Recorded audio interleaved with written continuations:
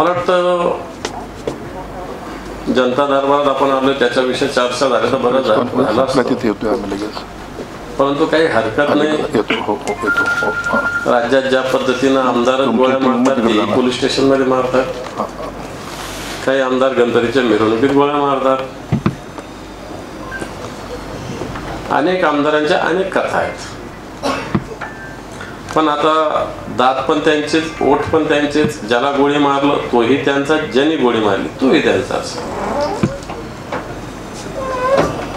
गुंड मोठ्या उजळ माथ्यानं वर्षा बंगल्यावर जात आहेत.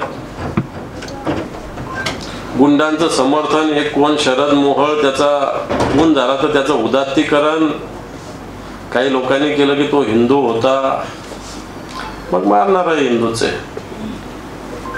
अजून कोर्ट प्रूव्ह करेल. परंतु मला असं कोणत्याही गुंडागर्दीचं उदात्तीकरण कोणीच केलं नाही पाहिजे असं माझं स्पष्ट मत आहे. कोणता का गुंडा असेल, छोटा असेल नाही तर मोठा असेल, आणि अशा गुंडांना संरक्षण सुद्धा कोणीच देऊ नये.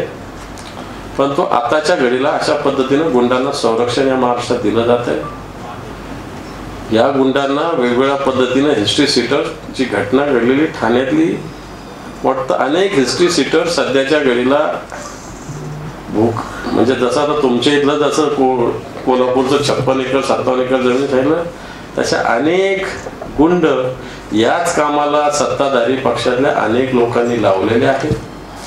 मागच्या काळात आपल्याला आश्चर्य वाटेल, पुण्याच्या ज्या 2 निवडणुका होत्या पोटनिवडणुकीच्या, पिंपरी चिंचवड आणि कसबा, अनेक गुंडांना पॅरोलवर सोडलेलं होतं. मी तर त्याची चौकशी करायची मागणी आपल्या माध्यमातून करा की ज्या वेळेस पोटनिवडणूक होती त्यावेळेस पॅरोलवर पुण्यातले कोणते कोणते गुंड आले होते, त्यांना काय काय सूचना केल्या होत्या, यथावकाश हे सगळं समोर येईल.